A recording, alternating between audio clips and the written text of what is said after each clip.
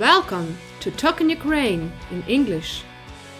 Coming up in episode 3, we will meet Petro Rondiak, an Ukrainian-American who has lived in Kyiv with his family since the 1990s.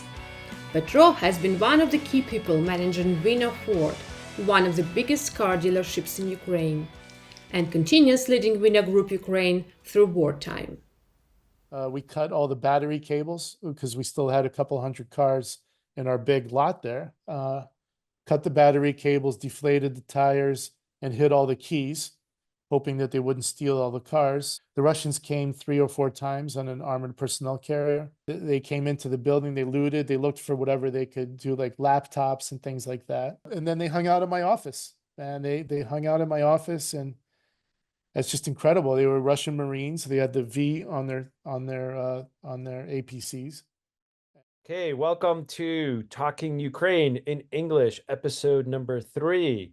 I'm happy to have our guest today, Petro Rondiak, who is from the States, but has been living in Kyiv since 1996. Is that right? 95, yeah. 1995. Mm-hmm. You grew up in the Ukrainian diaspora in what part of the country?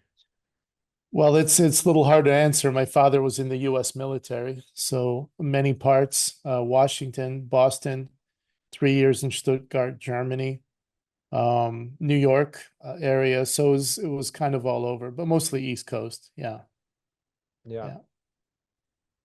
And then you grew up in the Ukrainian community, going to Plost and things like that.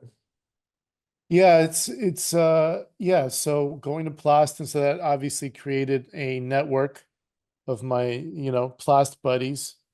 And then I went to engineering school at Rensselaer Polytechnic Institute in Troy, New York. I did electrical engineering. And then through the Ukrainian community, I moved to Philadelphia. I started working for Raytheon because of Plost, friends of mine, that gave me contacts. And then about 6 years into my engineering career, Ukraine had been independent already for a few years. I received a phone call from, again, a Plost friend of mine. And he said that, so he's working for an investor that has the rights to Ford Motor Company in Ukraine for the whole country. And would I like to come out and help build the business of, at that time, Ford?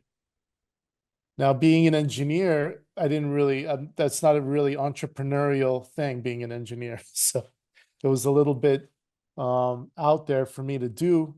My engineering bosses said, look, Petro, we value you. I mean, you have 2 years. You can come back anytime in 2 years to your engineering career. Why don't you go check it out? And I had just married Ola Terpelak at that time.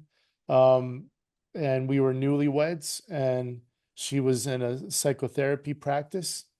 And we said, what the heck, let's check out Ukraine and see what this country's about. A little bit of an adventurous thing is really why we went out to check out our heritage, signed a 1-year contract, and headed out to Ukraine, to Kyiv, which was much different than what we imagined Ukraine to be, because our imagination was generated at these beautiful upstate New York Plost camps with the stars and the bonfire and the Ukrainian patriotic songs. And in Kyiv, maybe it's like Yaremcha, like Western Ukraine.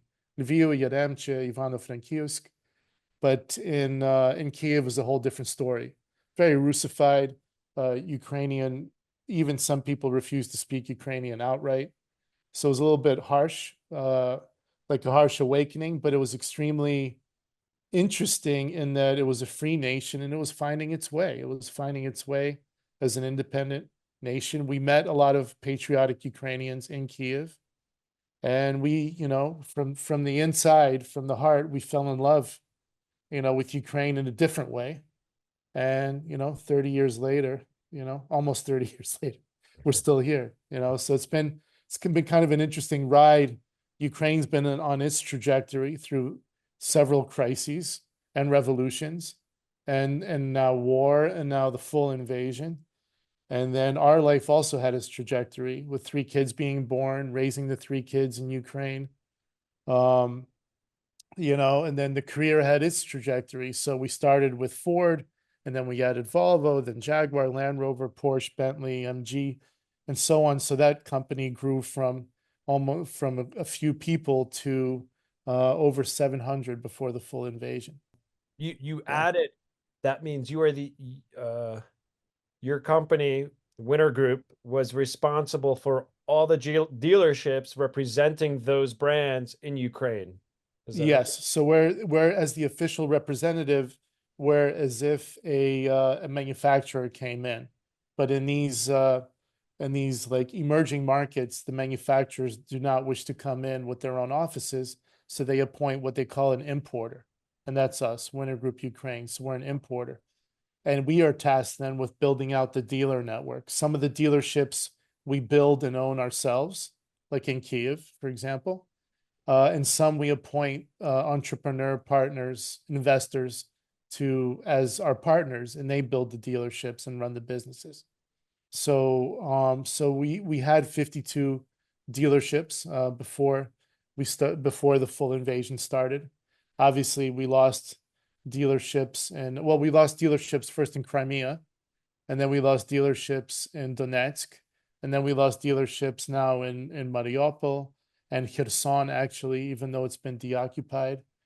And where else? Kramatorsk took some damage, Kharkiv took some damage, and so on. But anyway, so we're the importer distributor. We're based in Kyiv, and spare parts is a big part of our business as well. So we import and distribute spare parts. We have a big mechanic and salesperson training center in Kapitaniuka in Kyiv.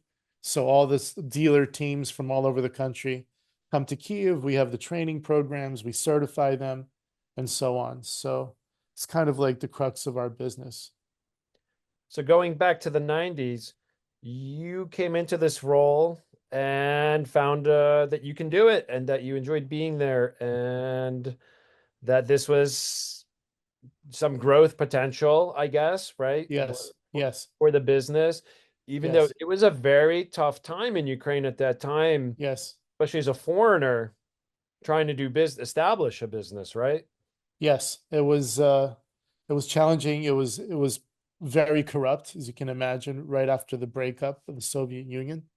And yeah, it was challenging. And we came in maybe we could call it naively, thinking as long as we do what's right, good things will work out in the end. And that's pretty much what we did. I mean, we had, other business people might have come to Kyiv and either fallen into the corruption path themselves because they felt like everybody was doing it, or they might have, gotten tired of the corruption and left because they didn't want to participate. And we out of just a love for Ukraine as a nation, it was like a patriotic duty to build our business free of corruption, and so all the different opportunities we had to short circuit things, or we're not going to give you a permit for this or a license for this, or we're not going to clear your cars. Every one of those little battles we did as if we were fighting a patriotic battle, like our forefathers.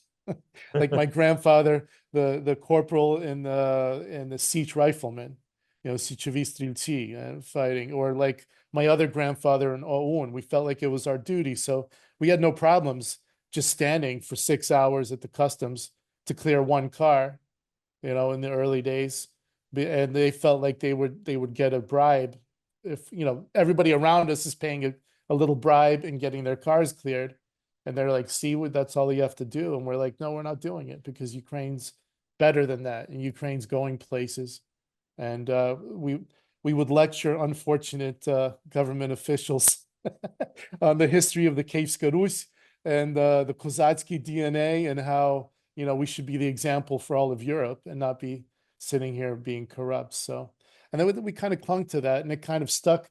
We also had an advantage that our business relationships were with Western manufacturers, Ford Motor Company, Volvo Corporation, and so on. So it was not as easy to raid and steal our business, for example, because they'd have to then make a deal with Ford and Volvo and so on. And that kind of protected us, I think, because I don't think they felt like they could steal our business and just force Volvo to to keep selling Volvos into Ukraine or whatnot. So that kind of protected us. And laziness on the side of corrupt officials pretty much helped us too, because we would put up such a stink and such a fight. We would individually meet with fire inspectors, individually meet with tax inspectors. We'd give them the whole spiel. I would start with my grandfather, the siege rifleman, and the other. I would start the story there, and by the time they were like, What are these two?" And it was myself and Bohdan Kulchetsky at the time. They'd be like, Where did these guys come from Mars or whatever?" And this is way too time consuming. So they would just go hassle the next company or whatever. So that's kind of how we, and then as you build a team, you find like-minded people. You find the sort of patriotic Ukrainians, and you find people that don't want to get paid in an envelope, that want to work for a real company where everything's official, so, and that also helps in the corporate culture overall. And in the end, the karma helped our success, I believe. Yeah, I mean, it's amazing. You guys were really like pioneers in that respect of, you know, Yeah. in the business world in Ukraine at that time. It's just yeah, where did you come from? And I remember you telling me like you guys always made it a point to pay all your taxes and Hmm. follow through and paying taxes and not cut corners if you can cut corners, just to try to set an example within that community that like, yeah, you do this because it's an investment in for where we live or right like Right, exactly. what was your like I mean how did you explain that or to Well, others? it's a privately owned company too, by the Hanansky family out of Delaware. And a lot came from that long-term commitment. So Mr. Hanansky was late into his automotive career already, being very successful in the US. And he really didn't need a new business as a sort of a profit opportunity. He really wanted to build something using automotive experience. I'm going to say for the country, or for the people of Ukraine, like a successful business that would be here for the long term. So that long-term position is what really kept us going. Short term, any kind of shortcuts or whatever would have been more of a short-term profit-making opportunity, which we had those. I mean, it was pretty standard for somebody to show up out of the government back in the day and say, I can get you this deal for 300 cars, but you're going to have to kick back this amount. But don't worry, you can raise the prices to the government, say, to create that revenue. And we'd be like, no, thank you. So we could have profited early and then rely on, there was a term they used, krisha, like the roof. So people, some businesses would have government officials on payroll. And then if they ran into trouble, it would be the battle of the contact book on the phone. Like, I know this prosecutor. Oh yeah, well I know this judge. Okay, I know this judge, and it'd be like that. We didn't have any of those games to play because we preferred not to make money even, but to build something with the foundation. And it took many, many, many years before we started turning a profit. I'd say a good 15 years before we started making any money whatsoever to speak of. To speak of.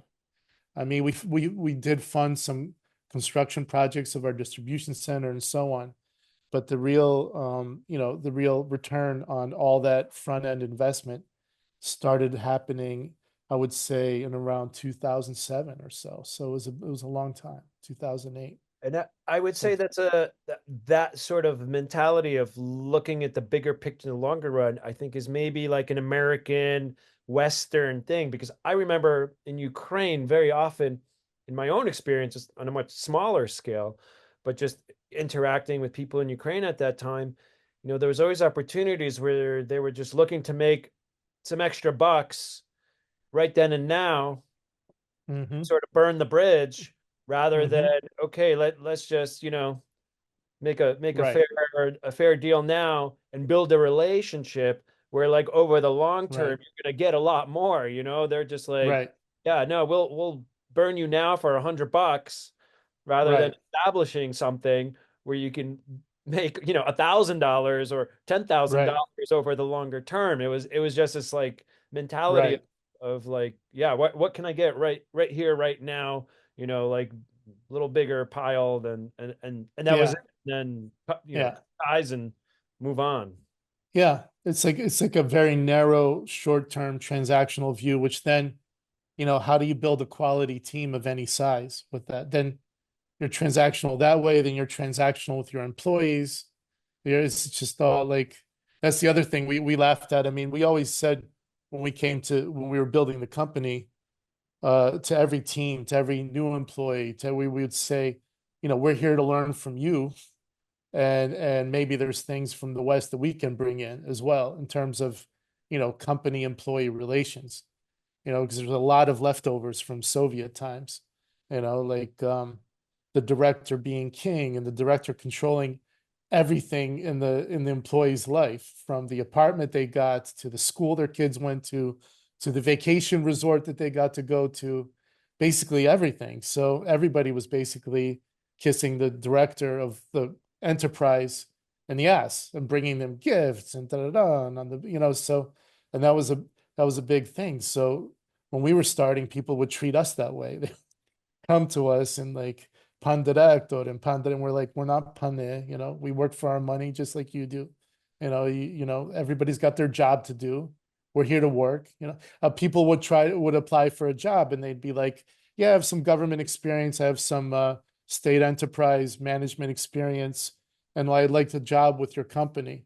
And I'm like, well, what do you want to do, like in the company, for example? And it'd be like, I don't really want to do much. I just want to like get paid and be a director, and I'll solve some problems with the government if you get them. So there's some East meets West stuff, but there was cultural things of doing business and so on. Bohdan and I would read a Stephen Covey book or something, Seven Habits of Highly Effective People, and we come back and we do a Stephen Covey training with our team and make everybody stand on their chairs and say, like what they get out of work or something, and they'd be like, "Who are these kooks?"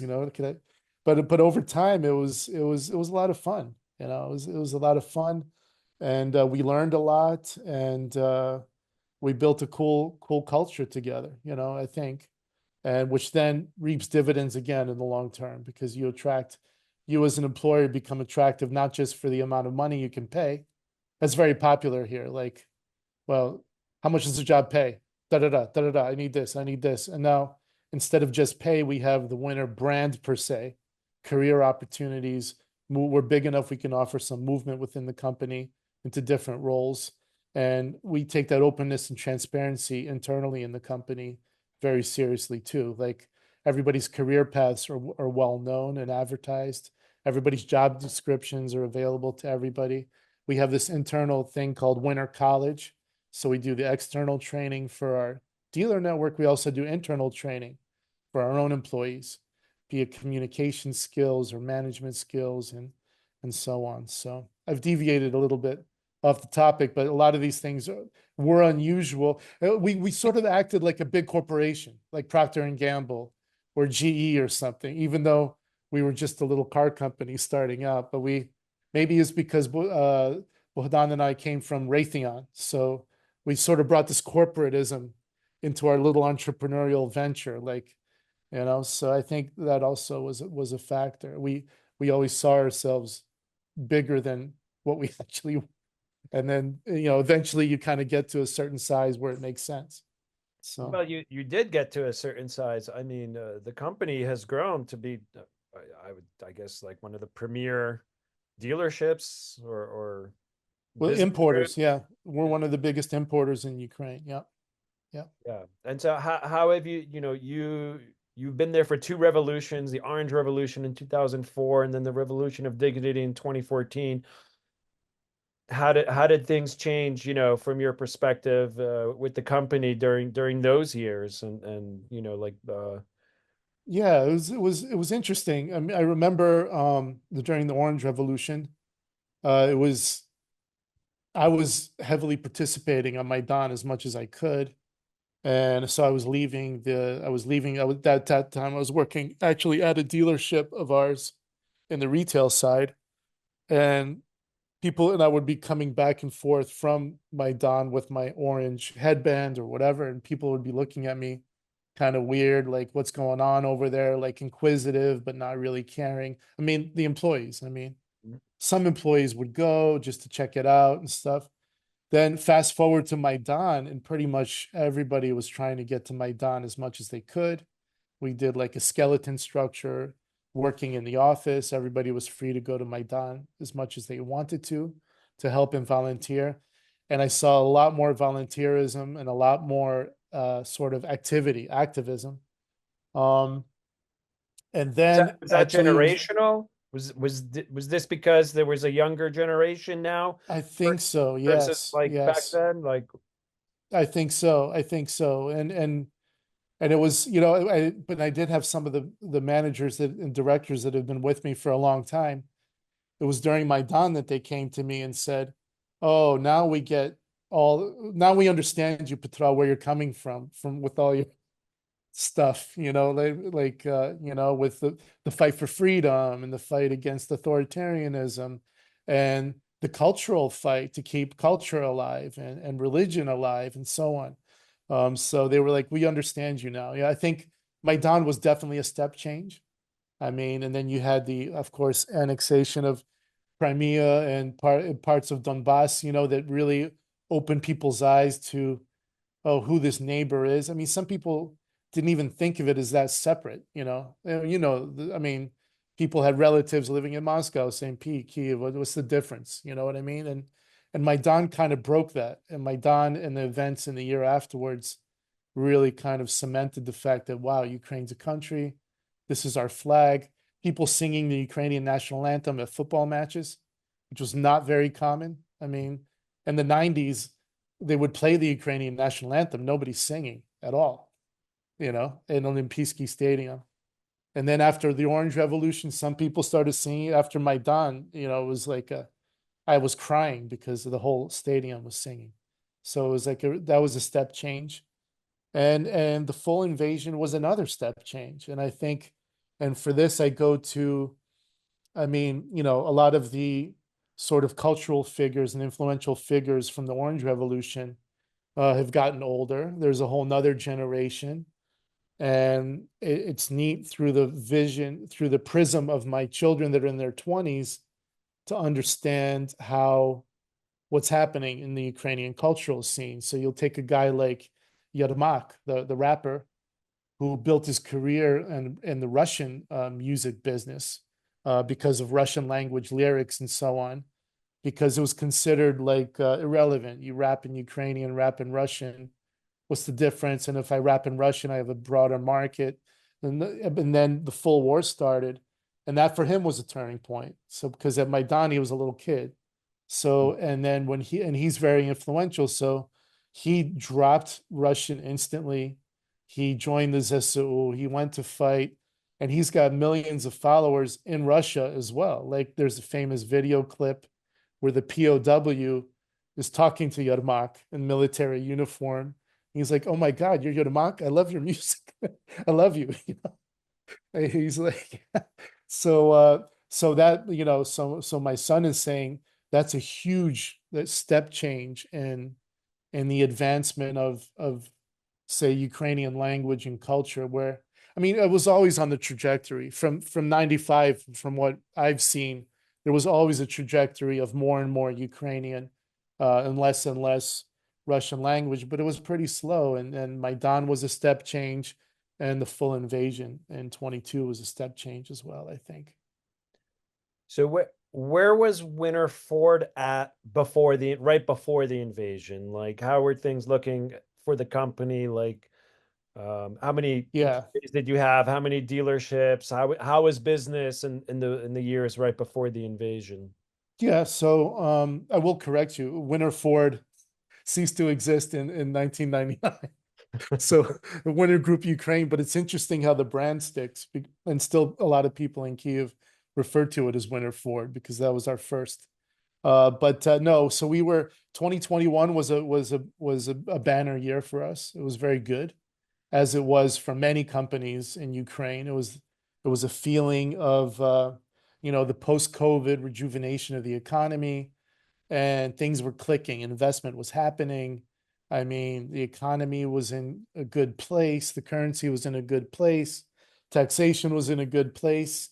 And there was a real vital feeling like of energy, um, to the point where even Ola and I were sitting by the Dnipro in the summer of 21, and we were looking at each other like, remember what this was like in 1995, where we were sitting, where there was nothing, and there's like some little gastronom is selling like warm beer from Odessa or something. But and now it's like, oh, all expanded and so forth. And we're like, something's too good. Like the sun was setting, the city was all lit up, and we're like, it's too good. Something is too good, And sure enough, the following, February, all hell broke loose, and so we were in good place. We had over 700 employees at the time, and 52 dealerships throughout the country. We were, I was personally getting a lot out of the travels all around Ukraine. So I went to Mariupol a couple times, Mykolaiv, Mariupol was a story in itself because it was ruined in 2014 by the Russian occupation. And then Mariupol was liberated. That same investor rebuilt a Ford dealership. He was super proud of it. And we went down to congratulate him and meet the team.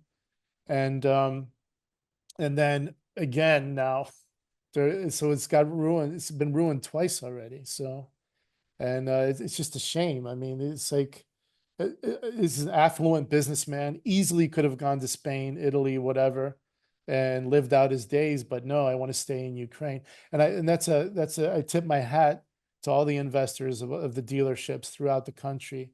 I mean, these are great individuals in that they all have the means and the ability, the legal ability to leave Ukraine and live in Spain and or whatnot, and just not deal with the war or with corruption or with and they stay because they believe in the long term as well. So it's kind of like that feeling of long-term belief in Ukraine is our employees share it, and our dealers, our retailers, our partners, they share it as well, which is kind of cool. And then the war started, which we never thought would start. Literally nobody. I mean, I was in Izium on February 4th, Izium in Kramatorsk, because we have a dealer partner in Kramatorsk, two, one Ford and one MG. And I just wanted to take a ride out there to see what the feeling there was. Like, will there be, like very, very close to Russia? And there was tension in the air, but there was no feeling. I mean, the road from Donetsk to Kramatorsk through Izium was brand new. I was impressed by that. I mean, a lot of new businesses starting, it was a feeling of thriving, even though it was winter time. And they were like, nah, nothing's gonna happen. There's no way. There's too many Russians have businesses in Ukraine. Too many Ukrainians have businesses in Russia. I mean, our Afghan Soviet fighters in Afghanistan live on both sides of the border, and they have grown sons now. There's no way their sons are going to fight each other. That's just impossible, So, so there was that feeling, and then, sure enough, the State Department was calling me every day. Have you made plans to leave? Do you need a loan for a plane ticket? Then Lufthansa stopped flying, KLM stopped flying. And we took measures. I mean, we took measures with buying supplies and sat phones and keeping our cars full of gas and an extra jerry can and things like that. But nobody really expected that it would happen. Then the embassy pulled out, the families, then the embassy itself pulled out, then all the other embassies pulled out, and I was like, wait a minute. And then Putin, of course, had that really dark speech. I think it was on a Monday morning, And that felt like really dark clouds. And then on Thursday it started. So yeah, so that's where we were. We weren't really hunkered down and prepared per se. One of my we have this internal social media uh, through the Microsoft system, and somebody from Bucha asked me, "What is the company plan? In case." And my knee jerk reaction was, don't worry about the company per se. Worry about your own personal safety and the safety of your family, and be prepared and equipped for whatever, for long term without water, electricity, or for evacuating. You should make your own personal family plan. Don't worry about the company. In that case, the company's secondary to your own personal safety.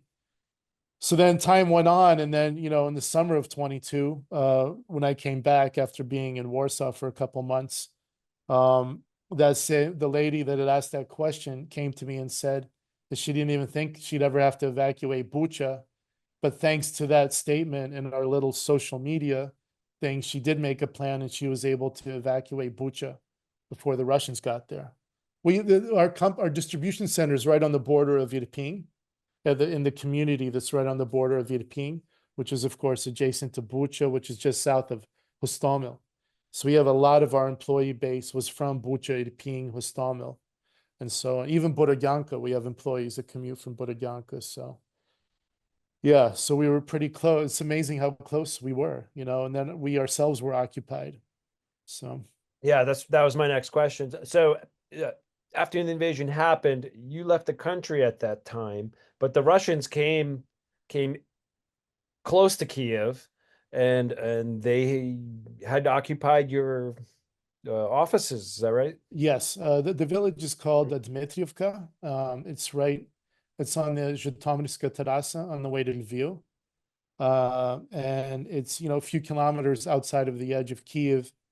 There's a famous video of a mega market that was just constructed, a big supermarket that was totally destroyed. We were right next to that actually. And we were kind of in this gray zone. So the Russian army was just north of us, and the ZSU was just south of us. So they were exchanging artillery barrages, which knocked out a lot of the windows in our facilities. And they were doing occasional battles. There was an actual tank battle about 1 kilometer north of us on the road that all the employees come to work on. Two of our tanks terminated, I think, 14 of the Russian tanks, and a surprise what do you call it? It was a surprise attack. They were ready. They knew the Russians were coming, and they yeah. So we had no electricity. We pulled our security when we could no longer guarantee their safety. So no electricity, no cameras, no security. We cut all the battery cables because we still had a couple hundred cars in our big lot there. Cut the battery cables, deflated the tires, and hid all the keys, hoping that they wouldn't steal all the cars. And from the neighboring company where the security guy kind of got trapped, and he lived there during those 25 days of occupation, he was giving us little reports about what's happening. So the Russians came 3 or 4 times on an armored personnel carrier right across the front fence of our facility. They came into the building, they looted, they looked for whatever they could do, like laptops and things like that. And they rifled through the drawers, Whereas there's a funny comment on Russian IQ levels, because even if the drawer had the key in it, they still ripped it off, even though the key was right there. But and then they hung out in my office, and they hung out in my office, and it's just incredible. They were Russian Marines. They had the V on their APCs, and yeah, so it's pretty incredible. When I think about Damian, the stories that we hear in the diaspora about when the NKVD came to Western Ukraine and the repressions, and those would, if I heard the word Bolshevik or NKVD, from my grandparents telling stories, I would get like chills of fear down my spine. And here there were Russians in my office, which is really, really weird. Gratitude, well, I mean, I'm grateful they didn't light it on fire. They didn't shoot it up at all. So it's kind of weird. Maybe it's good karma or whatever, but they did not destroy our facilities. So right after occupation, we were able to get right back in there and basically start operating. And it wasn't clear that the Russians were going to pull out of the Kyiv operation entirely at that time. So we actually, under a police escort, we evacuated 180 cars to Western Ukraine, to Mukachevo, to a secret parking lot area, James Bond style, covered and, so we were thinking at least preserved, because that's where all these cars were bought and paid for. That's one of the main assets. And then we were just about to try to move them to Europe to try to sell them. And then the Russians left the Kyiv area, and I shouldn't say left, they were pushed out of the Kyiv area. And we brought all those cars back to Kyiv. So, and then we realized the weird thing, Demyan, like the economy still functions even during a war, which I was surprised. I was really surprised. I thought, when that the country would go on war footing, all businesses would be nationalized, somebody would be making raincoats for the military, somebody would be making drones, somebody would be making, and it's really not like that. There's a full economy happening and functioning. Especially like the last year and a half, you can really feel the economic recovery, picking up, and people are doing their jobs. They're ordering stuff online. The garbage people are coming and picking up the garbage. Parents are taking their kids to school and going to work, and it's really kind of surreal. Meanwhile, there's power outages, rocket attacks, and so on, continuous air raid sirens. So yeah, that was basically our story. So we feel ourselves fortunate. We have a big investment by the Boryspil airport. We have a bunch of dealerships there, and those are the premium ones, like Porsche, like Jaguar and Land Rover. And we heard this story that the Russian generals were deciding last minute whether to go to Hostomel airport or Boryspil airport to do their assault. And they decided Hostomel. And if they had decided Boryspil, we probably would have lost all those investments as well. So, which we didn't. Those to this day are unscathed. So we got extremely fortunate. I mean, on the human side, we did lose one employee in Bucha, a civilian. He is a risk analyst, Sasha, in our leasing company, 35 years old.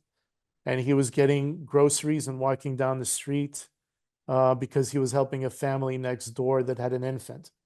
And he was outside at the wrong time. There was some artillery, and so he died on the street. And then we lost another team member on the Zaporizhzhia direction in the ZSU fighting. It was a combat killed in action. And it was a father-son that were fighting out there from winter. The father, unfortunately, was killed, and the son then was discharged from the military on that basis. And he's back working with us right now at our distribution center. So that's pretty much where we're at. We have 52 employees fighting on the front lines right now. I shouldn't say on the front lines. Some are on the front lines, some are in anti-air units, some are in military intelligence. They're kind of all over the place, but we're doing what we can to help them and so on. So yeah, so I wanted to ask you, I know Winter has donated cars and done things to try to support the Ukrainian army, yes? Yes, yeah. We unapologetically 95% of our assistance comes in directly helping the military units, 5% humanitarian. The logic being the humanitarian aid is much more palatable to the, I don't know if I want to be too critical, but soft Western mindset of, oh, there's a conflict, it's not that clear, black and white. So we just want to do humanitarian support. So good. So they're doing the humanitarian support, which has been awesome. I mean, I was just in Borodyanka a few weeks ago, and I couldn't recognize it. I mean, there's a new high school, there's a new psychological rehabilitation center that look like these They look like these, European buildings in Munich that you drive by that you're like, oh, we should have these in Ukraine. And they're in Borodyanka now. Um, so we focus on the military. Obviously, we're a car company. We're at 460 cars already, donated 150 are new cars that we donated from us, and the rest are collaboration projects with the CEO Club or Intellius and so on that are more like the used car project, like identify used cars in Western Europe and import them and deliver them to the units. We repair a lot of cars, so we repair a lot of military cars, and then we've gotten a little bit specialized. We support sniper teams with sniper scopes. We support drone teams with drones. Our latest is cooperation with the 411th battalion, which is very interesting because they only do unmanned aerial vehicles, and they claim that they're the first organized battalion in the world that has just that strict specific mission of unmanned aerial vehicles. And we've supported them by providing equipment for 15 electronic warfare teams, like anti-drone teams. And it's all of these things are very much organic. Like it's really, I mean, it's really cool that we have sort of a inside view from all of our team members working in these various units and people we meet around that we can donate to actual people. You know what I mean? Like when they come to pick up the 10 new, we'll do like 10 pickup trucks, and the warriors will come, man. And you got a guy from Treta Shturmova, the 3AB, the 3rd Assault Battalion. You got a guy from Azov. You got a guy from, the 30th Mechanized Brigade. You got a guy from Hur. You got a guy from SSO. You got, like, it's really, when you meet these individuals, their humility and their just amazing attitude is like really inspiring. I mean, we sit here going to the office and like this kind of like a bit of a perpetual sleep deprivation kind of thing, kind of like being a parent of a young kid. You're kind of always a little bit sleep deprived. You're kind of fighting a little bit of burnout because a lot of the corollary activities like the evening functions and events and travel and visitors from Europe, all those have kind of like shrunk a lot, if not disappeared. So there's a lot of routine that's come in to our lives, but man, I mean, when you talk to them and their morale is high and they're like, fuck yeah, like we're gonna win. There's gonna be Perimoha, obviously, Da Vinci Wolves is another one. I don't know if you know that whole story. Dmytro Kotyubailo, who unfortunately was killed in action a year ago, but he raised from nothing this battalion that's now becoming a brigade called the Da Vinci Wolves, and those guys have a whole ideological section and backing where they teach young Da Vinci Wolves recruits like the whole history of a multi-generational fight. And when you meet these guys, it's just awe-inspiring and it's very, very, very neat, So it's because you do hear stories of bad brigade commanders, like where bad things happen, corrupt things happen. And then so it's nice that there's offsetting good stories. There's various different kinds of brigades. So it's not all, you hear one bleak picture, it's not representative of the entire military. I was going to say, when we've spoken, you've seemed a little more optimistic than maybe like over here, the way I'm perceiving events, which, Yeah. I mean, I hear more about the bad news than anything else, right? And Right. and all the suffering. But you have this firsthand contact and you're tapped into this, Ukrainian strength and belief in victory, which I don't know. Can you elaborate on where that comes from or why that is? On paper, Ukraine should, there shouldn't really be even a war going on right now, right? Like Russia was Yeah. I tell you, man, like Ola just 2 days ago, Sunday, Ola was invited, my wife, Ola, an artist, was invited to do this kind of like an art therapy with children of the 93rd Kholodny Yar Brigade.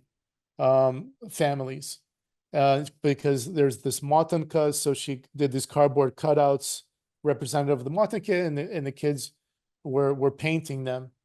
And man, a few of the actual 93rd Brigade, warriors were there, and they were like, we have no choice but to fight. We've been fighting for our freedom for generations, and Cholodny Yad is where the Haidamaki started and rose up against the Poles, and we come from Kozak land, and we're just Kozakit, and we have no choice. All with a big smile on their face, and you can kind of like see a Kozak with a thing and a big sword on it. It's like this aura of like we're fighters, and freedom is important to us, and it's just in our DNA and our genetics, and that's the kind of feel. I think it comes from a really deep place, I really do, because and it's kind of like a can-do attitude, and nothing's a problem, and 2 weeks from now we're doing a fundraiser, and please come, and we're going to do an obstacle course race with athletes from 15 brigades, and we're going to do an auction. We're going to raise money and raise the volunteerism is incredible. Like, a good example was your prior podcast, your episode 2, that the volunteerism is fantastic, and it's very granular. I mean, I learned from a 2-hour, I was invited by one of our former employees to a drone, sort of like a drone training, because he's a drone trainer outside of Kyiv here. So I went, and in that one short time, I learned the difference between the different kinds of drones, which is interesting. That's a whole conversation in its own right. Then I was exposed to 5 awesome, I'm going to say, teenagers or young 20-something guys to the left of us that were just testing this whole stack of FPV drones. Like, they had one guy sitting in a camp chair with the apparatus on his face, and then they had this table, and they were putting a battery and a weight, a 1.5 kilo weight. And then they were saying checked, and the guy would fly it out, fly it back. Then they'd detach the stuff. They'd mark a checklist, good, and they put it on a stack. And he's like, oh, we test 100 of these a day. Just the 5 of us are making these and stuff, And I'm like, 100 a day? And I'm like, wow, that's like 7 days a week. He's like, 7 days a week, we just do these. And then, so that's one little story from that too. The other story is, so my colleague from Winter is showing me this stuff, shows me this 7-inch FPV drone, and he says, oh yeah, Yaroslav built this. And Yaroslav from the Porsche parts department. I'm like, what do you mean he built it? And then, so next day in the morning, I had Yaroslav come into my office. I'm like, all right, tell me how you built this drone. He's like, oh yeah, my kid and I, there's a YouTube training course. It's called National FPV Project. And you download or you watch the YouTube videos. Then there's the Excel sheets with all the spare parts. It costs $400. You order the parts online. On the one hand, my mother's asking, Petra, are there groceries and on the shelves in Ukraine? On the other hand, this guy's ordering online everything overnight to build a $400 drone with his kid on the kitchen table. Yeah. And this project, so they build them. They don't fly them because FPV drones are very tricky and dangerous. But after they're built, you plug it into your computer. There's a little test program that the rotors work without the propellers. Then you box it up. You send it to the National Drone Project. They test it. And they give you a test result. Like, you did well on these 8 things. These 2 things we had to fix. And then your drone goes off to the field. So you got that going on. So that's a few thousand drones happening on kitchen tables as hobby projects. You can go on and on. I mean, it's like the other thing is the resilience. I mean, there's a lot of talk about Ukrainian resilience. I mean, it's really my newest example is right in our village, Dmitriivka. They just put in these outdoor bomb shelters because you can't dig a basement because of groundwaters. And there are these sort of like kind of like these domes, but they're tunnels, concrete tunnels on top of the ground where the kids go. And yeah, we watch them. They go in, they have activities, they come out, like during an air raid, and it's like as if it's like just another day at the kindergarten, and so and then parents, think of the parents' point of view. Like, you're dropping your kid off at school, you're at work in an office somewhere, your kid's at the kindergarten, there's an air raid, you see on Telegram that there's a rocket attack coming, is stress. There's stress all over the place, you know. Parents of small children here, you know, I mean, they don't get the luxury of not taking an air raid alert seriously. I mean, some people, let's be honest, blow them off. They're like, it's not a rocket, it's just a Shahed drone. You know, screw it. I'm gonna sleep, you know.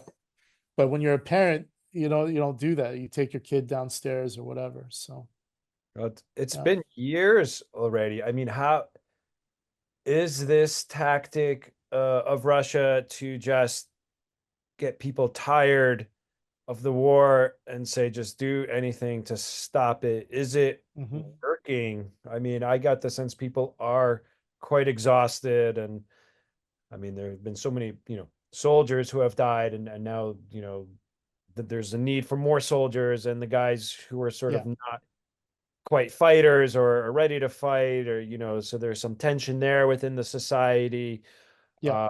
uh I mean, what's your sense from your point of view of where things are in society at this point in the war? Yeah, it's a very good question, and I keep asking it. I keep asking it in a lot of different demographics. You know, I'll ask the question like, if there was a referendum tomorrow, and the referendum was freeze the lines where they are right now with Western security guarantees, not NATO, but Western security guarantees, would you vote for it? Like in some, I don't get a hard no. I do not get a hard no. Um, I also don't get like a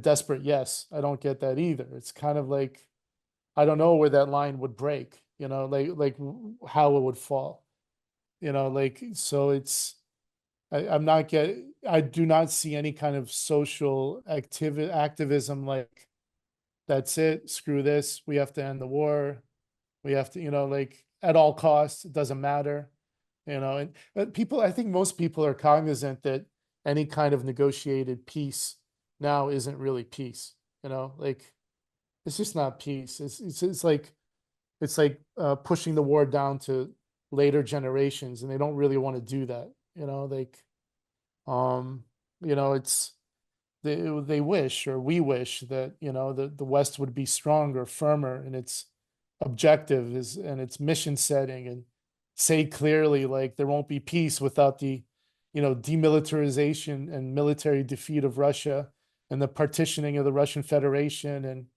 you know let Muscovy have its name back, and like you know Yeah.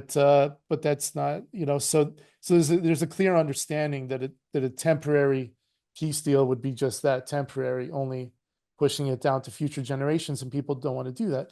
On the flip side, the cemeteries are filling, man, they're filling. I mean, I don't want to say it out the number out loud, but from the doctors in Lviv, the number of people, military and civilian, waiting for prosthetics. There's a lot of prosthetic activity going on in a lot of the hospitals with Western support and stuff, 3D printing. The number of people waiting is pretty staggering. You know, I can tell you off the record what it is. They asked me not to share the number, but and then of course you go in view in the field of honor. Each time I pass through, I need to pass through when I go to business conferences or whatever in Western Europe. And I always visit the field of honor, and it just grows, you know, and it struck me just a couple of weeks ago, my last time through, that there's a whole new section just from August and September of this year, you know, so it's like a big part, you know, and those are just our heroes where the families wanted them buried there. I mean, I think that it's more common for them to want the heroes buried in their own village cemeteries. It's more convenient to visit, you know? I think, Ukrainians realize they don't really have a choice, which is Yeah, basically what you're saying. Like, yes, yeah. and the West doesn't realize that. They think that some freezing of the war, of the conflict, will bring a Hmm. peace. But Right. Ukrainians know that that won't be a lasting peace. That essentially will be time for Russia to rebuild, to Hmm. continue their Correct. aggression in the future, because it's been going on for generations, Correct. right? Correct. So this is like the main problem between the perception of these events, I think, in the West versus people who are there on the ground in Ukraine, and how that's going to.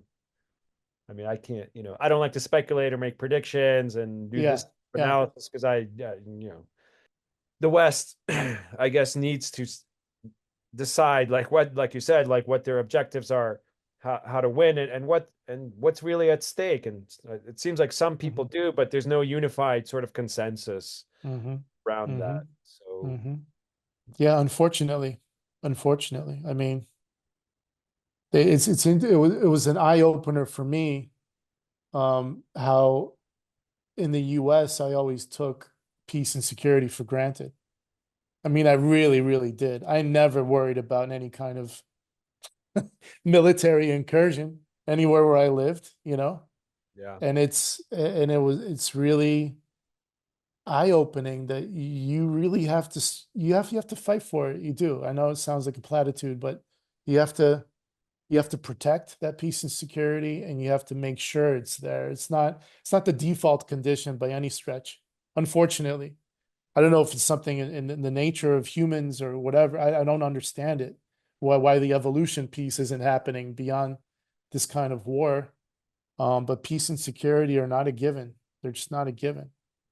And it's really ingrained in my brain. I mean, imagine, imagine being in New York, and Russian soldiers are in Long Island, and they're like, a few kilometers away from your house in Queens or whatever, like you never even imagine it. And that's what we had here, 6 yeah. kilometers from this house where I'm sitting, there were Russian tanks. I mean, it's freaky, But I think for Americans, it's that sort of picture is a fantasy, and for Europeans too, even though they're a lot closer, they're part of NATO. Yeah, They take it for yeah, granted that, well, Russia, or no one will dare to, you know, yeah, attack attack yeah, us. There's yeah, and if Russia wins, I mean, it opens the door to a lot of possibilities, and certainly I think that for might makes right, yeah, loosely speaking. right, exactly. Yeah, it can do anything with any neighbor that's not nuclear, it's like, but it's like, well, but where's the media in the West now? You probably know better than I do, but like, where's the outrage? North Korean troops, in Eastern Ukraine right now. Like, where's the media? Where's the outrage? Well, Where's I think where's the where's the stories about the orphan and not the orphans, the abducted children? Like it's like, Yeah, you I know, think that Israel-Palestine conflict has taken over yeah, a lot of the attention, yeah, yeah, and the U.S. presidential election as well, and yeah, the Ukraine thing isn't. It's not new news. It's just consistent, right, war, right, and people have become desensitized to it, and yeah, it doesn't hook them in like it did in the beginning. I mean, I talked about that with right, Chris in the last episode a bit, how hmm people just have short attention spans, and yeah, yeah, it's just become normal, yeah, yeah, and it's a bit removed for yeah, yeah.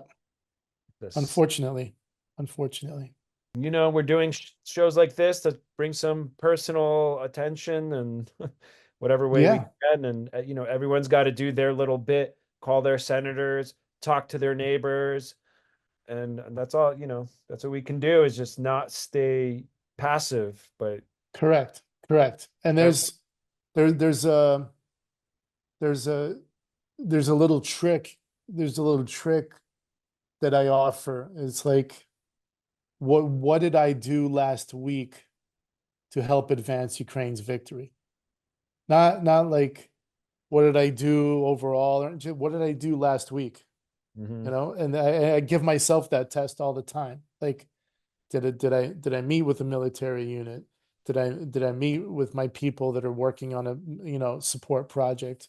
Did I whatever, you know what I mean? Like, I think it's harder in the US, like for Ukrainian diaspora, for example, because there's a feeling of like, what can I do if I'm not there?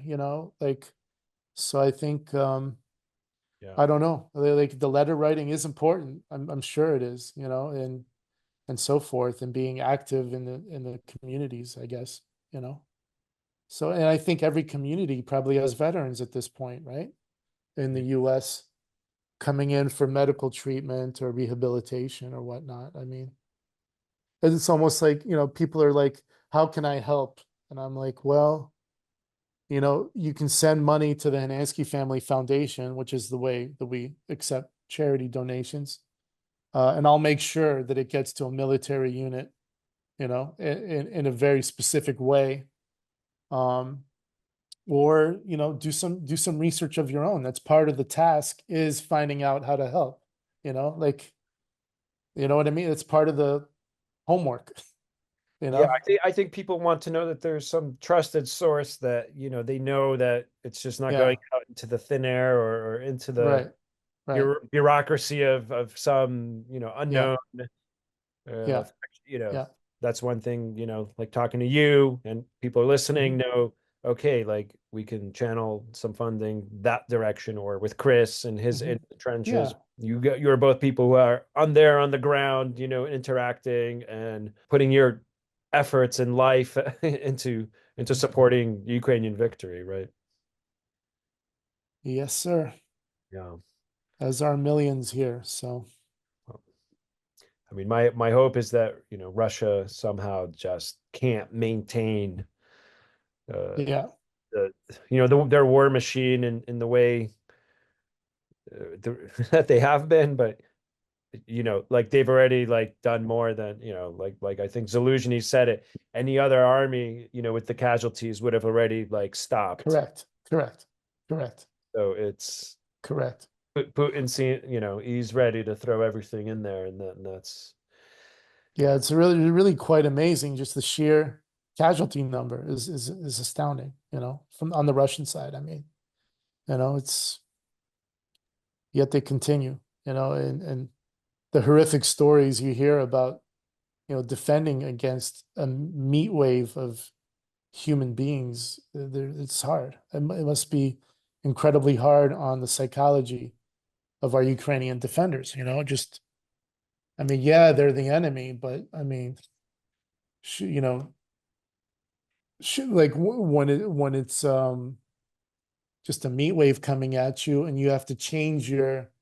AR-15 or whatever 2 to 3 times because the barrel overheats, because that's how many, and with each shot you're killing a Russian.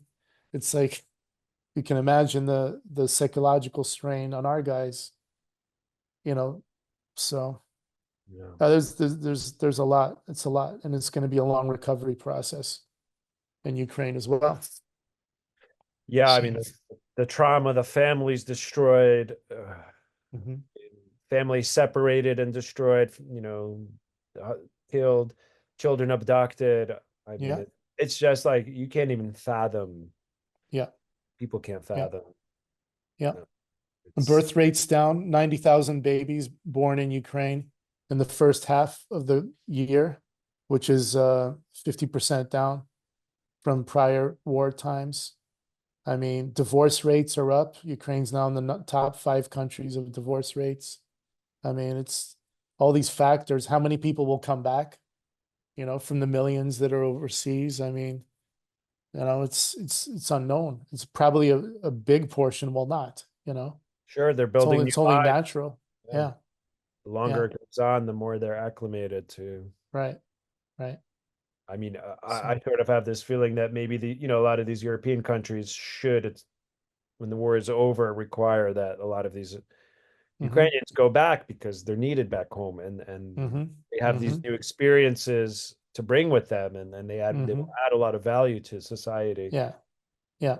I just one thing I might add is we're not the only company, sort of working hard um to stay alive from a business perspective and to support the ZSU. There's a lot of companies that are very heavily involved in doing it, and it's very nice to see from my American Chamber of Commerce board position. It's another inspiring thing, that to see how many companies and how many entrepreneurs and how many, like everybody's doing something, like it's very cool. I think that's a big, obviously a big differentiator from Russia, and I think that's a key differentiator because it's so organic, distributed and organic. You know what I mean? It's like you can knock out winter in a Daiboja, but there's 1,000 other companies, also helping.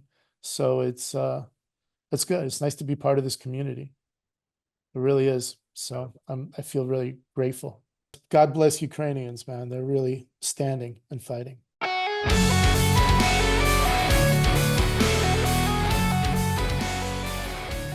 In episode 4, we'll get to chat with Luba Shipovich, a founder of Dignitas Fund, a non-profit that supplies drones to Ukrainian soldiers and develops other cutting-edge military technology and training. Всі молитви тобі, ставай до бою, брами неба озвуться громом і вогнем, громом і вогнем, розбудим, поведем, до сонця вознесем.